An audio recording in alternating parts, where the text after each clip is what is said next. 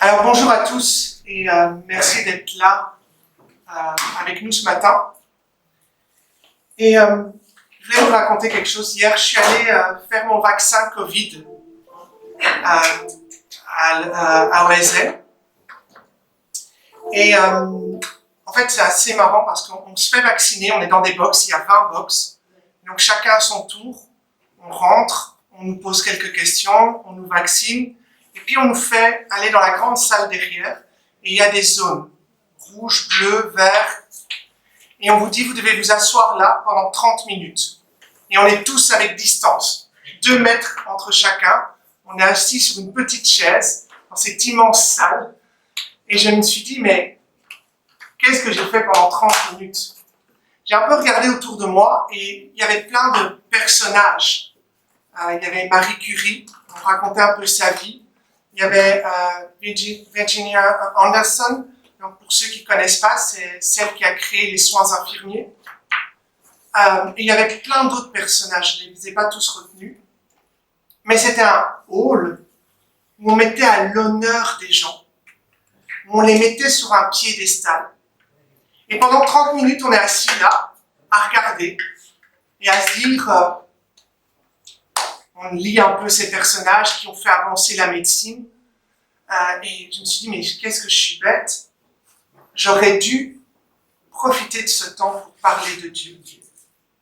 D'expliquer aux gens autour de moi qui est Dieu. Et j'ai pas fait ça. J'ai pris mon GSM et j'ai lu ma Bible. Oui, mais je n'ai pas pris le temps de parler avec les gens. Mais ce qui était intéressant aussi, c'est tous ces personnages qui étaient mis à l'honneur. Toutes ces personnes qui étaient affichées dans le hall et on leur disait ce qu'ils avaient fait, qu'est-ce qu'ils avaient fait de leur vie, qu'est-ce qu'ils avaient mis. Henri Dunant, créateur de la Croix-Rouge, c'est lui qui a créé les soins d'urgence sur les champs militaires, sur les batailles militaires. Virginia Anderson, c'est la première femme à créer les soins infirmiers et a créé une école de soins infirmiers en Angleterre et qui a développé toutes les procédures infirmières qu'on connaît aujourd'hui. Marie Curie, avec son mari, qui ont créé ensemble la radiologie et tout ce qui est au niveau radiologie. Des suivants. D'accord, ok. Et toutes ces personnes, on les intronise. On les met là à l'honneur, on les met en avant en disant que ce sont des super personnes. Alors, je ne sais pas si parmi vous, il y a des gens qui sont fans de foot ici dans l'église, mais c'est un peu la même chose au Standard de Liège. Si vous avez déjà été au Standard de Liège, vous rentrez dans ce hall et on appelle ça le hall, que je ne dis pas de bêtises, Hall of Fame, le hall des héros, le hall des stars. Et là, il y a une 60aine de personnes qui ont fait la légende du Standard. Des gens qui ont gagné des trophées avec le Standard et qui ont fait connaître le Standard comme aujourd'hui. Et on les met à l'avant. On met leurs photos, on leur explique leur histoire. Et on dit vraiment, ce sont des stars. Et je ne serais pas surpris qu'un jour ou l'autre, on va faire la même chose avec Eden Hazard ici en Belgique. On va faire une statue de lui et on va le mettre sur un piédestal. Ce sont des gens qu'on intronise. Et à travers les siècles, les chrétiens ont commencé à parler de Hébreux 11 comme étant ce hall de la foi. Le hall of faith. Un hall de la foi, où on a une série de personnes qu'on a vues dans la Bible, qu'on met à l'honneur, qu'on dit un peu comme ces lieux, on met leurs photos et on dit ce qu'ils ont fait, à une différence près. C'est que cette personne, ces nuées de témoins, comme on le dit dans Hébreux 11, sont des personnes qui sont là pour nous encourager à persévérer dans notre foi. On ne les met pas pour dire que ce sont des super-héros de la foi, ou des des gens super spirituels, mais on nous dit que ce sont des gens comme vous et moi, qui avons souffert, qui ont péché, mais qui ont persévéré dans la foi et qui sont devenus proches de Dieu parce qu'ils ont eu foi en Dieu. Et ça, ce sont des beaux exemples qui doivent nous inspirer à chaque moment. On doit se référer à Hébreux 11 pour trouver des exemples pour nous encourager, pour nous édifier. Et c'est à ça qu'Hébreux 11 a été écrit. On a vu la semaine passée, dans Hébreux 11, 1 à 3, qu'est-ce que c'était la foi? On a vu une description de la foi. On a dit que la foi, c'est une ferme assurance. C'est une assurance en Dieu. On est sûr que Dieu est présent et on croit en Dieu. La foi, c'est aussi l'espérance. On a l'espoir que Dieu va accomplir ses promesses qu'il a fait pour nous. Et pas des promesses pour après notre mort, mais des promesses pour demain et après-demain et pour le mois prochain. On sait que Dieu est là et il nous donne cet espoir. La foi, c'est aussi rendre témoin de qui est Dieu pour nous. De dire, voilà, Dieu a fait ça dans ma vie. Dieu m'a offert ça. Dieu a posé sa main sur moi pour me guérir de cela. C'est rendre témoignage de Dieu. Et enfin, la foi, c'est croire au commencement. Parce que si on ne peut pas croire en la création, on ne peut pas croire en Dieu et avoir foi en Dieu. Ça, c'était ce que nous voyons dans Hébreux 1 à 3. Et aujourd'hui, j'aimerais qu'on commence à voir les 3 premières personnes que Hébreux 11 cite. 3 personnes qui sont dans la Bible et qui sont des exemples de foi pour nous. Ce sont 3 personnes qui étaient là au début du monde, un peu après la création. Et avant qu'on lise Hébreux 11, 4 à 7, j'aimerais prier. Inclinons-nous. Seigneur, merci pour ce magnifique chapitre qui est dans la Bible, Seigneur, parce que c'est grâce à ces personnages, à ces exemples de foi, que nous pouvons nous raccrocher à toi, Seigneur, que nous pouvons nous édifier et créer cette relation si particulière qui est avec toi, Seigneur. Merci parce que ces exemples nous encouragent et nous donnent espoir et nous apportent ce que nous avons besoin d'entendre, Seigneur. Et aide-nous ce matin à comprendre ton enseignement à travers ces quelques versets, à voir ce que tu attends de nous à travers notre foi. Merci pour tout ce que tu nous apportes. En ton nom. Amen. Alors lisons ensemble Hébreux 11, 4 à 7. C'est par la foi qu'Abel offrit à Dieu un sacrifice plus excellent que celui de Caïn. C'est par elle qu'il fut déclaré juste. Dieu approuve ses offrandes, et c'est par elle qu'il parle encore, quoique mort.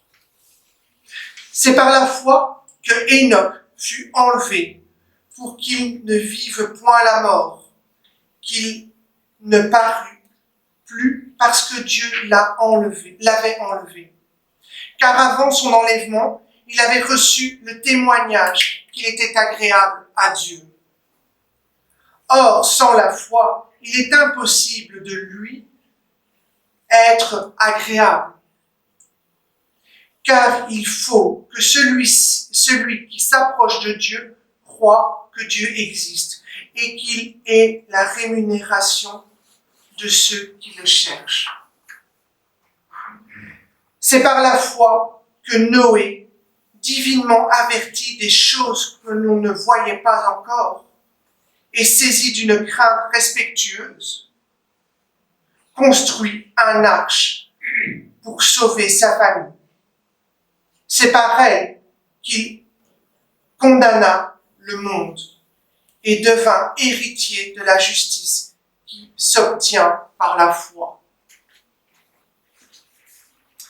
Ce qui est intéressant et ce qui est interpellant dans un premier temps, c'est de voir que chaque personnage est introduit par ce thème, c'est par la foi.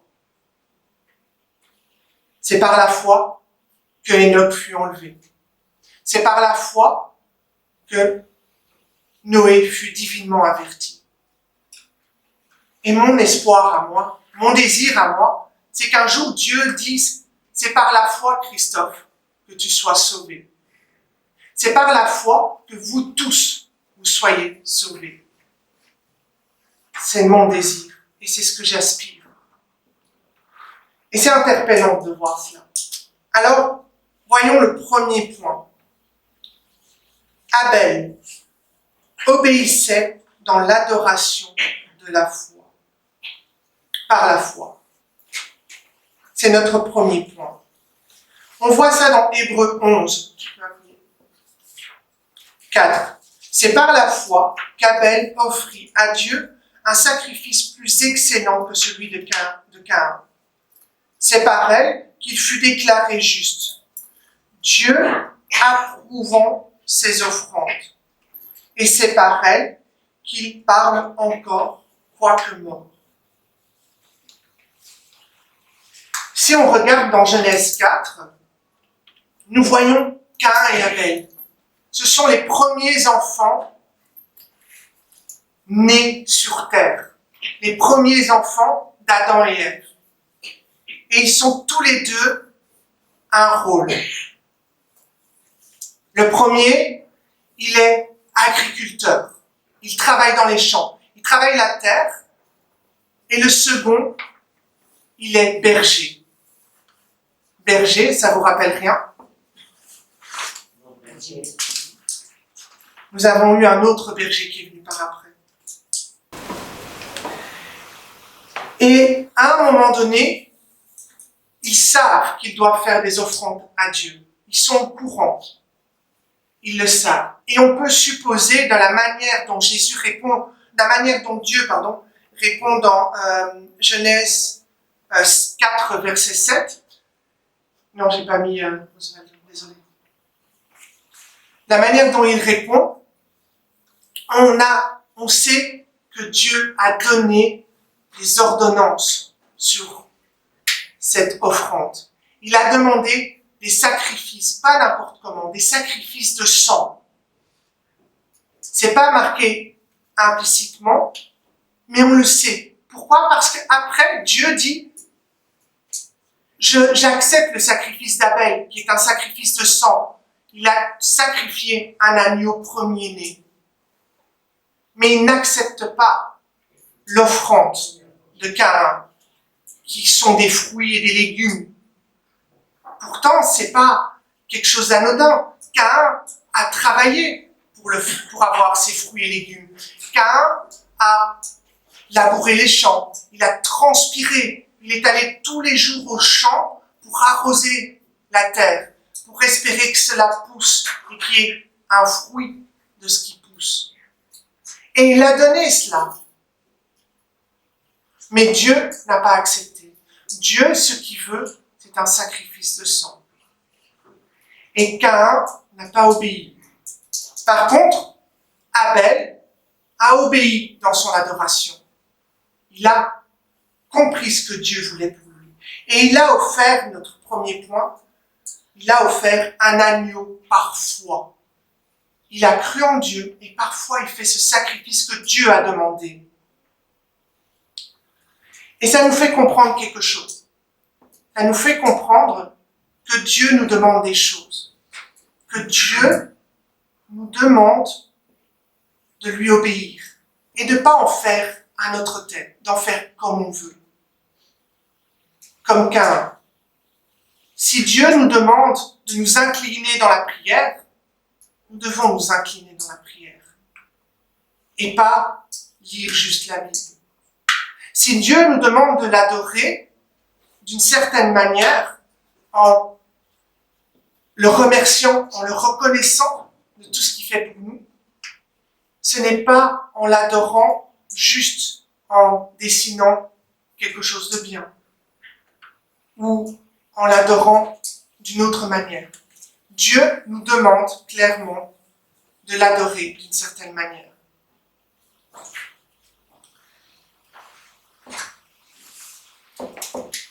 C'est exactement ce qu'il fait pour sa vie de foi.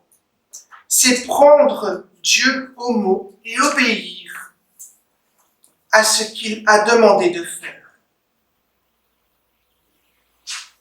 Même si nous ne pouvons pas l'expliquer, nous devons l'obéir et être d'accord avec cela. Ça, c'est la foi d'Abel. Il ne pouvait pas expliquer, mais il a obéi. Il l'a fait par obéissance. Dans Jude, au verset 11, on nous met en garde sur ceux qui ne croient pas en Dieu, sur ceux qui ne font pas confiance en Dieu et qui n'adorent pas Dieu comme il le demande. Malheur à eux, car ils ont suivi la voie de Caïn. Ils ont fait de leur propre chef. Ils ont fait leur adoration comme ils veulent, sans obéir à Dieu. Et la voie de Caïn est expliquée en Romains 10, versets 2 et 3. Ceux qui ont eu du zèle pour Dieu, mais sans intelligence, ceux-là ignorent la justice de Dieu et s'apprêtent à établir leur propre justice. Ceux-là méritent la mort. C'est un avertissement. Si vous faites de votre propre justice sans écouter la justice de Dieu, sans être dans la justice de Dieu et sans obéir à Dieu, vous courez à votre propre perte. Et ça nous amène à notre deuxième point. En ayant obéi à Dieu, en ayant adoré Dieu dans l'obéissance, Caïn a obtenu justice. On le voit plus loin dans Genèse 4, on voit que Abel est chassé, il est maudit. Caïn est chassé et maudit, mais Abel est rendu juste. Parce qu'il a obéi avec foi. Après cela, nous voyons un deuxième personnage. Dans Hébreux 11, verset 5, on nous dit « C'est par foi qu'Enoch fut enlevé pour qu'il ne fît point la mort, et qu'il ne parut plus parce que Dieu l'avait enlevé. Car avant son enlèvement, il avait reçu le témoignage qu'il était agréable à Dieu. » Il rendait témoignage, comme je l'ai dit il y a 15 jours, dans Hébreux 11, de 1 à 3, les anciens rendaient témoignage, un témoignage favorable à Dieu. Il plaisait à Dieu, il plut à Dieu. Et grâce à cela, Enoch fut enlevé. Enoch ne vit que 365 ans sur terre, et puis il fut enlevé. Et la suite du passage nous dit « Or, sans la foi, il est impossible de lui être agréable, car il faut que celui qui s'approche de Dieu croit que Dieu existe et qu'il est la rémunération de ceux qui le cherchent. » C'est par la foi qu'on peut s'approcher de Dieu. Enoch ne va pas connaître la mort, mais Enoch va marcher étroitement avec Dieu par la foi. Il va être proche de Dieu, tellement proche que Dieu va lui épargner cette mort. Mais qu'est-ce que ça veut dire, marcher étroitement avec Dieu? Eh bien, il y a 4 points à cela. Marcher étroitement avec Dieu, c'est avoir une conversation secrète avec lui. Une conversation où on est intime avec lui.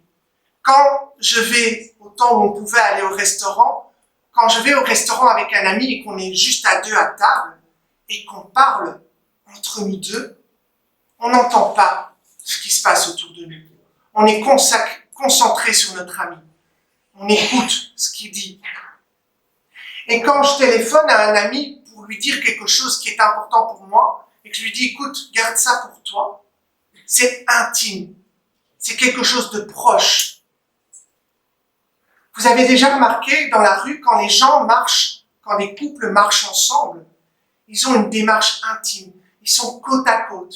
Ils se tiennent la main. Ils se tiennent dans les bras. Et ils marchent. Ils sont proches. Ils se tiennent ensemble. Et c'est cette relation-là que Dieu veut avec nous. Il veut que nous soyons proches avec lui, que nous soyons intimes avec lui, que nous puissions marcher dans la rue avec Dieu à nos côtés, qu'on puisse se tenir bras dans bras avec Dieu. C'est cette relation-là que Dieu nous demande. Aussi, le deuxième point, une relation, marcher avec Dieu, c'est une relation qui est douce, une relation calme. On n'a jamais vu quelqu'un qui va marcher main dans la main avec son pire ennemi en rue. En règle générale, si vous êtes face à votre pire ennemi, c'est pour vous engueuler. Même si c'est ce que Dieu nous demande d'aimer notre prochain, c'est très difficile. On a de la haine, de la rancœur, nous sommes humains et nous sommes pécheurs. Et c'est très difficile d'être en face de son ennemi et d'avoir de la douceur. Pourtant, c'est ce que Dieu nous demande. Il nous demande d'avoir une relation douce avec lui, une relation intime, où on peut se parler ensemble, tout en douceur, tout calmement, comme on pourrait parler à notre petit garçon, notre petite fille, lui enseigner des choses avec douceur. Dieu nous demande cela. Le troisième point, c'est un rythme synchronisé. Je ne sais pas si vous avez déjà marché, fait des balades en couple, ou faire des promenades dans les bois avec quelqu'un que vous aimez bien. Si vous faites attention, si vous prêtez attention, souvent, quand vous marchez dans les bois, à un moment donné, vous attrapez le même rythme de marche. Vous marchez, votre pied gauche touche le sol en même temps que son pied gauche. Il y a cette synchronisation qui se crée, ce rythme qui se crée. Et c'est ce que Dieu demande avec nous, que nous soyons en synchronisation avec lui, que nous marchons à son rythme, avec lui, et que nous laissons entrer dans notre rythme avec lui. Et enfin, le quatrième point de marcher étroitement avec Dieu, c'est d'avoir un cœur soumis à Dieu. C'est être humble avec Dieu, marcher humblement avec Dieu et croire que c'est pas nous qui guidons Dieu, mais que c'est Dieu qui nous guide dans cette marche. Faire confiance en Dieu et lui dire « Seigneur, je veux marcher avec ton rythme. Je veux marcher avec toi, en synchronisation. Et je veux être humble devant ce que tu me demandes de faire dans cette marche. »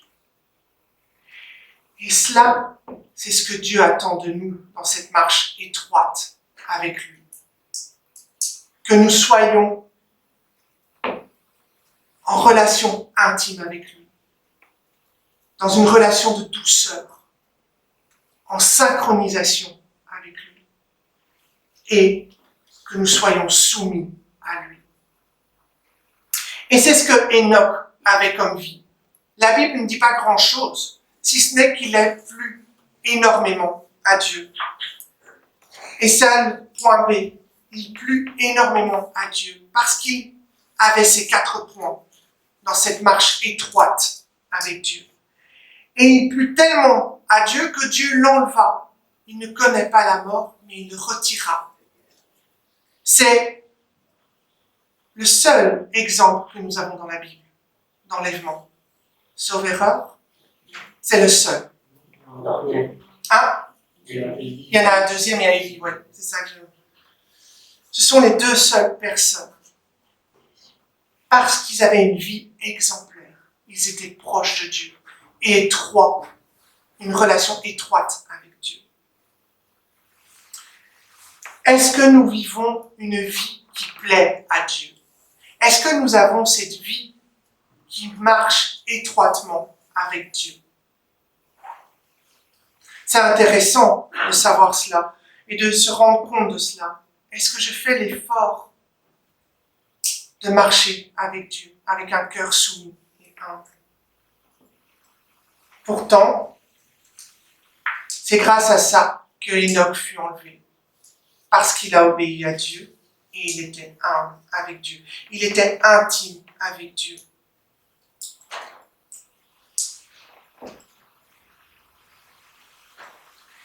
Il a marché avec Dieu et Dieu était avec lui. Et puis nous arrivons au troisième personnage, Noé. Ça a été trop vite. Noé, on nous dit ceci. Parfois,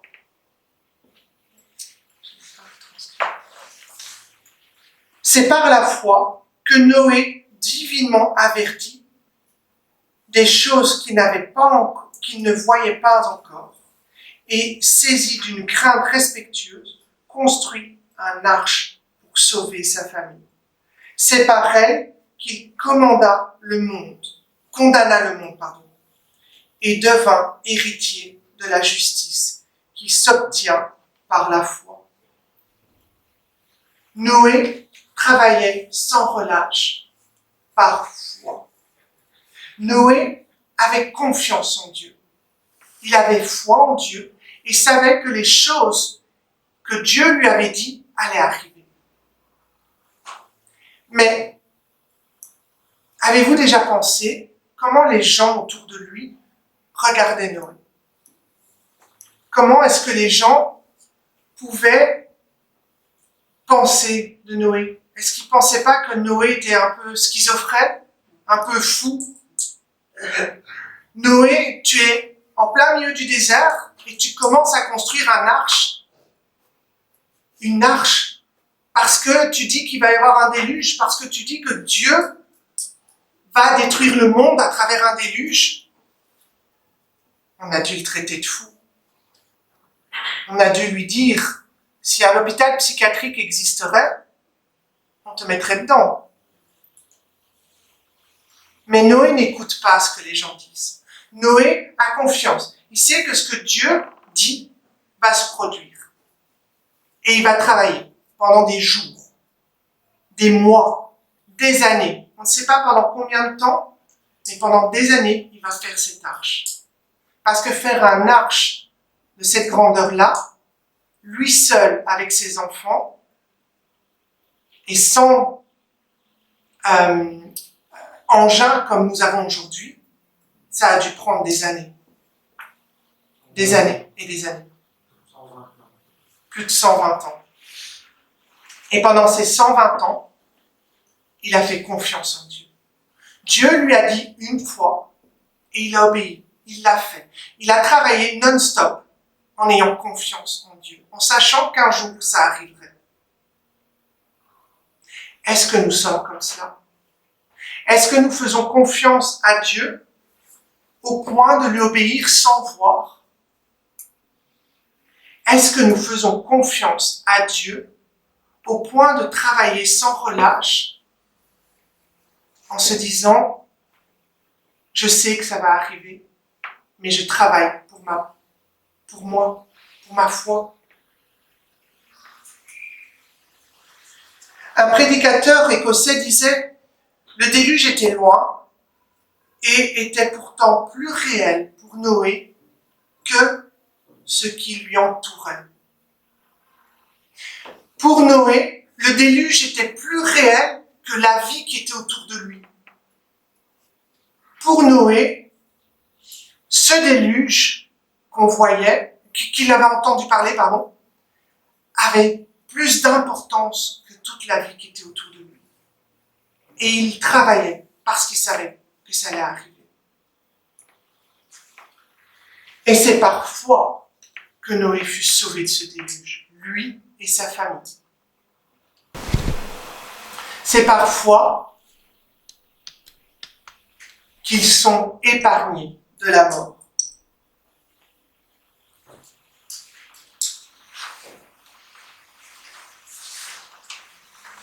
Et l'exemple de Noé est impressionnant.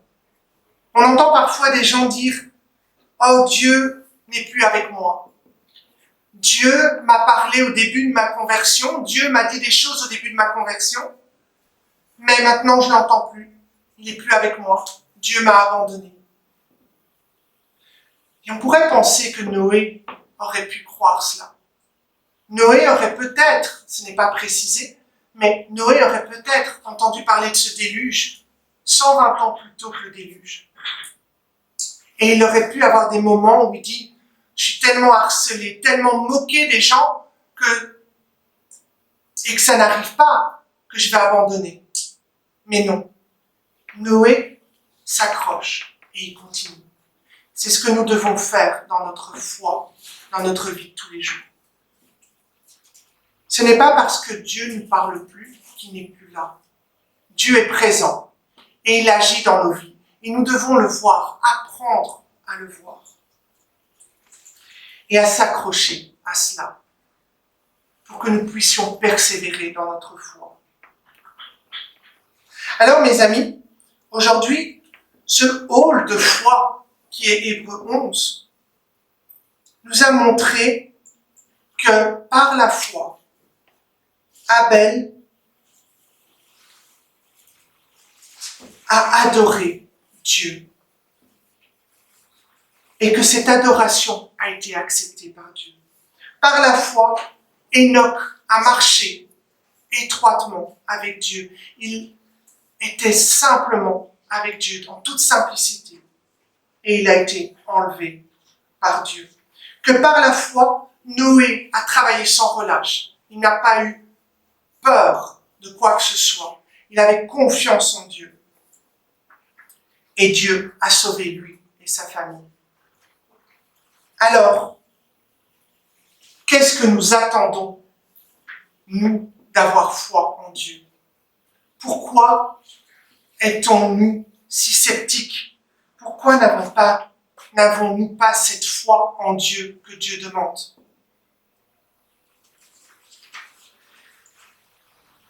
Est-ce que par notre foi, nous offrons une adoration qui est acceptable à Dieu? Est-ce que nous avons une adoration dans l'obéissance de Dieu? Est-ce que par notre foi, nous marchons étroitement avec Dieu? Est-ce que nous sommes proches et intimes avec Dieu? Est-ce que nous avons cette relation secrète que Dieu demande?